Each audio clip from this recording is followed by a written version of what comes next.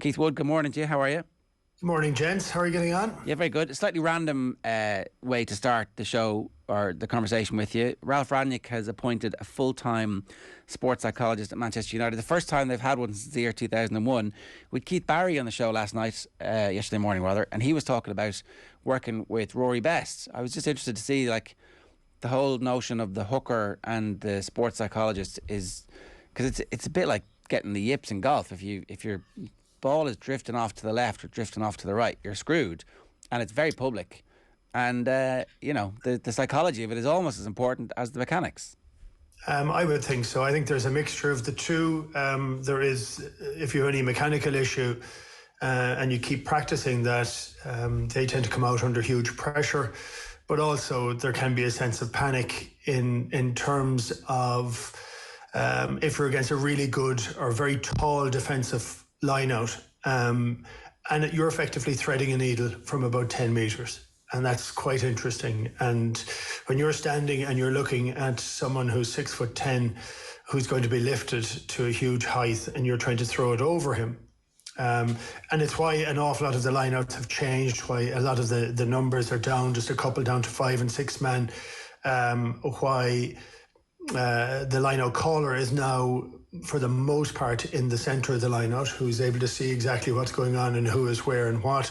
And an awful lot of the throws have become a flatter throw. They don't quite have that loop over the top, which I think is needed in certain instances, but they're far sooner now to try and get the ball into the air quickly, off the line out quickly, and to move on. But the psychology of it can be incredibly lonely. You're on the side of a field, you've just run into somebody at 18 or 19 stone, he's smashed you into touch, or you've smashed him into touch, and then you have to calm your mind and get yourself relaxed so that you can function properly. So I think it's an essential part of sport. I went looking for a psychologist for Ireland back in the late 90s, early 2000s. There were not a huge amount involved in sport at that stage.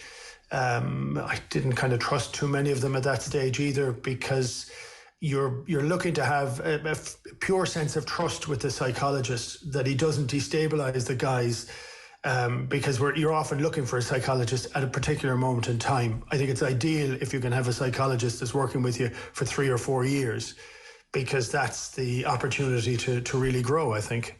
That's the thing. If you're only looking for somebody in crisis, it might be too late. And at that stage, like, how do you attribute the success or failure of what you're doing? It's like every bit of information, as you're desperately searching for a solution to a problem. Yeah, but it's almost like a golf psychologist talking to a guy and just telling them to think of entirely different things when they're playing. Well, if they're trying to do that for the weekend, that could be a problem. If they're trying to do that over a period of time, you can build in routines, mental routines, so that under certain points of pressure, you have a place you can get to that gets you out of that pressure.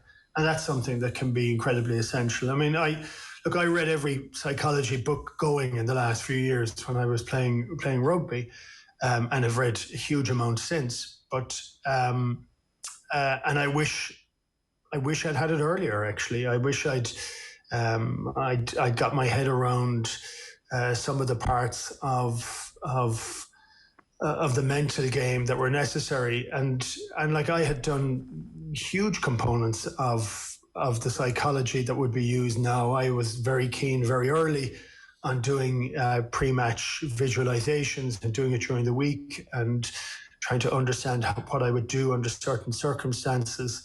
But I was doing it alone, and for the most part. So I think it's part of sport. Sport has, when I started, which is 30 odd years ago, you wouldn't have the scrutiny that you'd have now in terms of your performance on the field. You would be able to get away with a few bad matches, and not everything was put up in lights.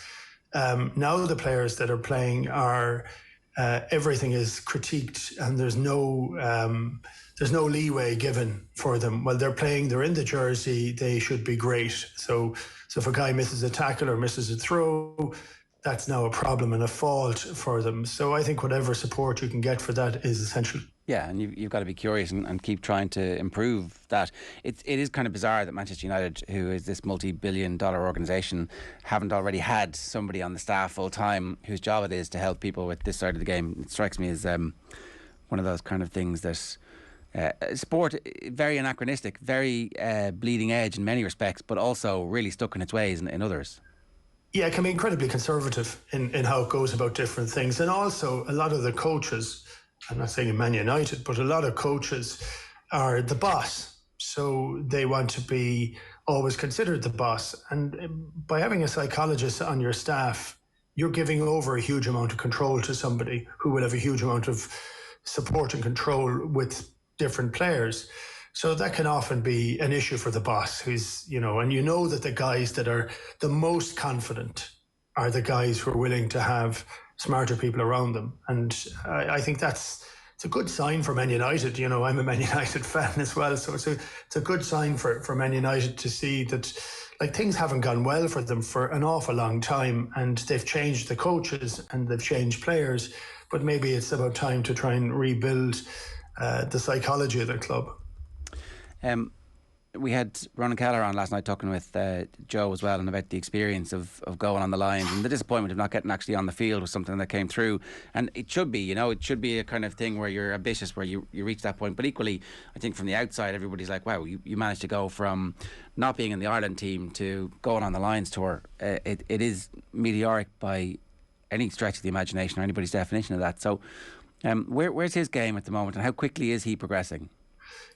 His game it's not top notch yet, but it is getting there. I'm genuinely excited by the battle between him and Sheehan that we're going to see over the next number of years, and to who else is going to come up and try and challenge them. I think he's grown into his level of confidence where.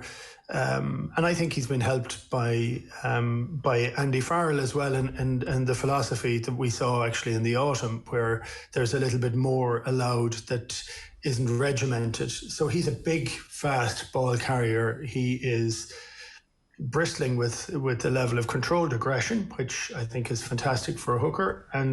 But I also think you need to have ball carriers in the different parts of the field. And for too long, Ireland have relied on either a number 8 or a 6 or a second row, and maybe a bit with Tadhg Furlong. And now there seems to be an awful lot of players that are able to fulfill the role. That's essential. You need at least one in each row in the pack, 2 if you can get them. And you don't want, you don't mind having 3 or filling them all out, that they're all good ball carriers, provided other people remember that they have to win the ball and win the ruck. So I just think he looks better. His throwing looks more accurate. He's got a really tight spiral on the throw. As I alluded to earlier on, I do think he could do a bit of a variation for an arced throw. I think that would actually put him into a much better position, a higher sense of confidence if he could do that over time, which he will over time because he's very young. But look, I'm excited by him, and I'm excited by Sheehan. That arc throw that you mentioned there, Keith, is that something that every hooker goes through trying to develop that? Is that always kind of the final part of the jigsaw? Look, you develop different throws over time, and strangely, it's incredibly reflective on how the laws are being reffed and on what coaches do when there's a change in the law from different times. And that's how the changes happen. So if I put it back for a long time ago, they had no lifting in the lineout, then partial lifting in the lineout, then lifting after the ball was thrown, which was an unbelievable farce and a joke. To not being able to lift too early. So at different times it was essential to have that arc.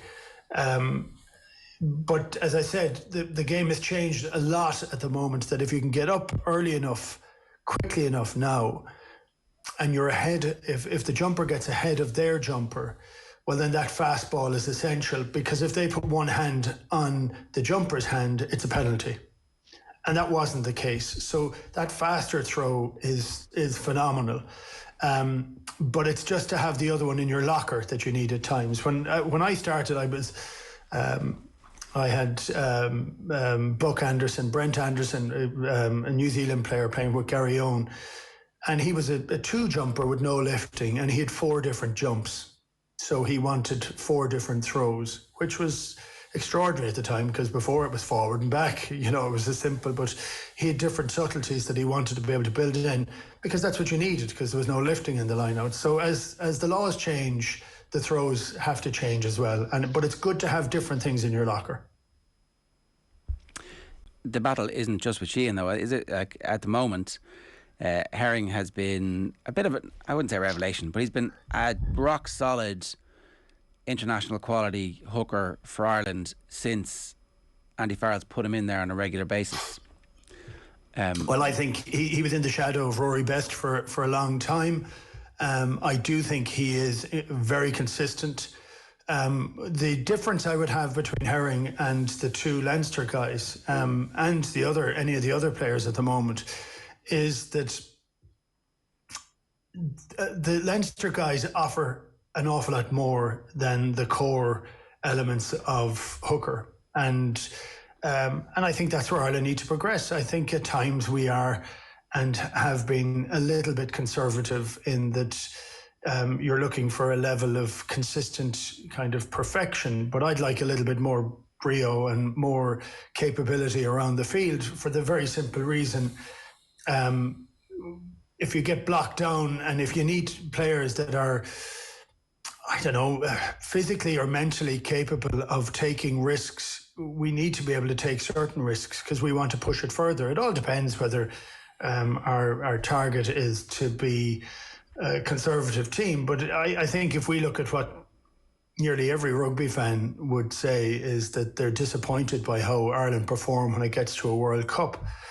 And at our last World Cup, we were found out in the game plan that we had was blocked down. So what you're looking for is a sense of independent thought and independent capability of the players. And it's how do you mould that into a team that can change at half time. That's, something I think we've always been lacking. And I just think, for me, if I'm looking at the future and I'm saying I want to have people who think differently, I'm looking at Kelleher and Sheehan. That's harsh on Herring, but because Herring plays really well, and that's what I said before the autumn internationals. I'm very happy to have Herring there as a just in case. Because that he's going to turn up, go into the green jersey and do a cracking job, because he will. But does he have a ceiling that the others don't have? And in my view, the others have a higher ceiling. Actually, they have a higher capability and an opportunity to be different. I mean, for me, I look at Dan Sheehan, who was had a bit of puppy fat on him last year. Now he's much leaner, but he'll get much bigger over the next 2 or 3 years. He's going to be an absolute beast of a guy. So, you want those, we often talk about this, but you want those players to try and get the experience by the time a World Cup comes around, as opposed to holding on to guys to the end. So you can do that with some, but not with all. And for me, when you have viable options like the 2 guys, I'd be going with those 2 guys. So your depth chart then would actually be the Leinster depth chart at the moment. It's Kelleher first, Sheehan second, and Herring is third.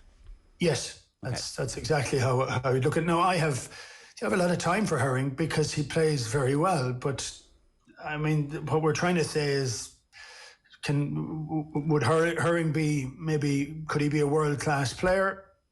I think he's a very, very good international, but I don't think he has that opportunity. I actually do see that in both Kelleher and Sheehan. And I know that's very early to say that for both of them, and the only way you'll ever get to see it is if they're playing enough of international matches. Okay. Look, I think that's interesting. And I think that we either decide that we want to be safe and maybe make a quarter-final and see how it goes, or let's put our chips in the middle and see what happens. And that's where the evolution and the developing the young players and getting them up to speed as fast as possible gives you that opportunity. Let's talk a little bit about what's going on at Munster. Obviously, a slew of young players have now been registered for the European competition at the weekend. I don't remember a build-up like this, but we have seen that there has already been a 28-0 concession this weekend. Munster are going to avoid that, we believe, at this stage, which gives them an opportunity. And to be honest, the history of Munster teaches you that if you give them an opportunity and you make them massive underdogs, well, then good things can happen. Are we expecting too much to expect something good to happen for Munster this weekend?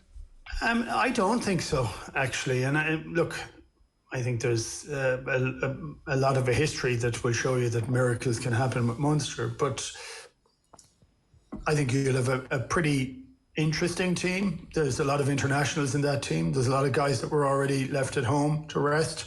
There's guys coming back from injury. You put in some young guys with it. I think you stack the bench with players that come out of their isolation on that morning. That's what I think they'll do. They may not do it, but I think they might do it. I don't think Munster will be in such a bad position. They're playing against a Wasps team who've been very hot and cold this year. I mean, they do score, they get a lot of bonus points, but they haven't won a lot of matches. So it's different against a big powerhouse team, to be honest.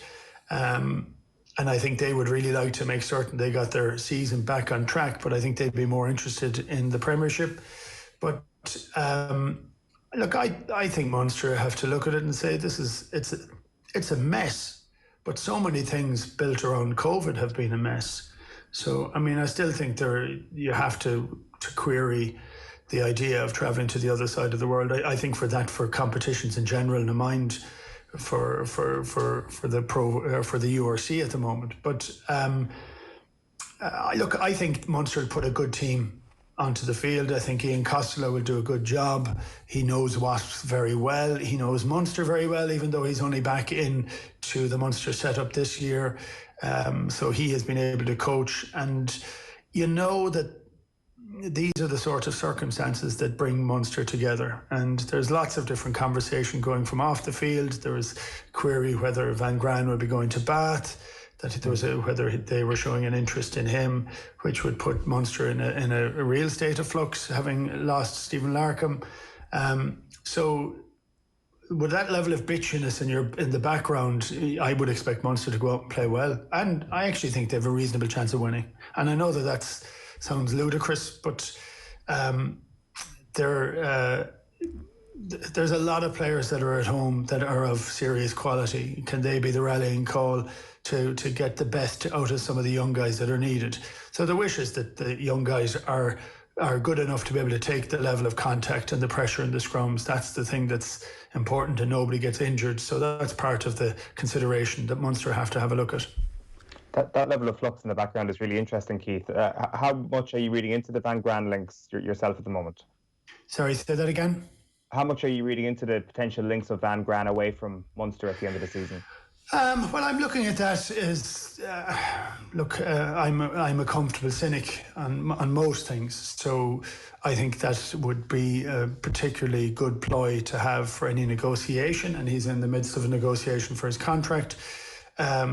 So that's the thing that pretty much every player or coach should be doing anyway. And I don't even know if that's true or not. So, and if it's not, because everybody is looking for coaches, Bath are having a shocking season. They've lost 9 out of 9, and they have nearly the most money in the league, and yet behind them in the league, and yet they're falling apart. So there could be an opportunity there, and we've seen it with Pat Lam going to Bristol before. Sometimes a contract can be just too good to pass on. I don't know. And look, I was very upset with Larkham going, because I don't think we got to see the best of him. And so I think Munster would have to deal with it one way or the other. So I'm at the stage where Munster will, if Van Graan goes, Munster have an opportunity to change their style of play. So for that, no, there's a huge flux if that happens, and that makes it very, very difficult.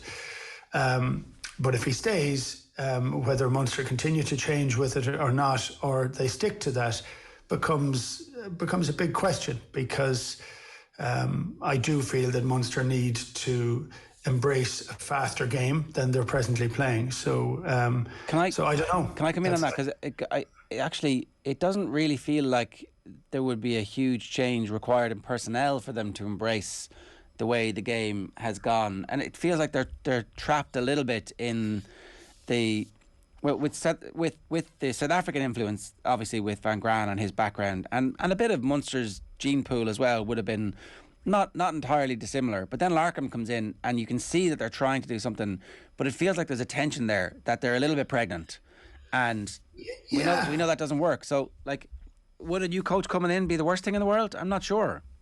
No, I don't know. I'm 50-50 on it, and I like Van Graan, and I'd like to see the game progress a little. I mean, I struggle when I see us slow it down and suddenly go for box kicks. I think that was a great tactic in its time, but I don't think it's such a good tactic at the moment, and I don't think it suits Munster. And actually, I don't think the South African way suits Munster, because they're not a big enough team for it. You need to have huge forwards to be able to consistently play in that fashion, and Munster don't have those players. So look, I don't know whether there's a resistance to change or whether change is taking a period of time. So if I look at Andy Farrell taking over from Joe Schmidt after 2019, that's 2 years that change has taken.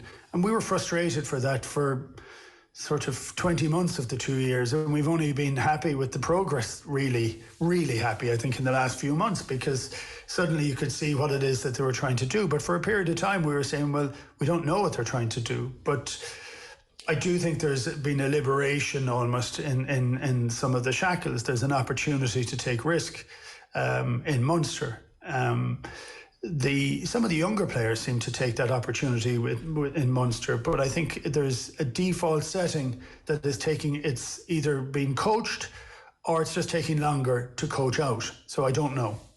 Well, it's going to be very interesting to see what happens, and this weekend is an opportunity for us to, again, the full information has never quite been there because of COVID. When Larkham arrived, very soon afterwards, COVID happened, and he never fully got the opportunity to work properly with Joey Carberry, fully fit. And it would have been really great to see what the influence would have been and what the style of play might have been. And again, even at the weekend, like, it's a big European game away from home, but it's not the full team. So the picture is partial, and that's sport. Like, you know, you've got to be able to build your architecture around partial pictures. Well, there's luck involved in sport as well, luck and circumstance. And there has been very strange circumstances for the last couple of years. The way the competition has been shortened, again, over the last couple of years, makes it incredibly hard to get out of your group. You need to pretty much not slip up at all. And that's a very tough place to be. And when you have a history in Munster, which is of progressing and getting to semi-finals, finals and winning, and people say they haven't won for quite a while. They haven't, but they have been, they're consistently last four and have, you know, for huge amounts of their history. For things like that not to happen because of circumstance can make life incredibly hard. But that is the nature of sport. Nobody says it's particularly fair. No. And I mean, it's funny. I'm excited by this weekend. I'm looking at matches that the Irish players are playing, but I'm also looking at Bordeaux against Leicester, and looking at you know, teams that haven't been at the top table for a while and now are again, which is quite something. Yeah. So it's a great competition. It's a cracking competition. It is, and it's live this weekend on Off the Ball as well. Keith, great stuff. Great to have you with us. Thanks a million. Brilliant. Cheers, boys.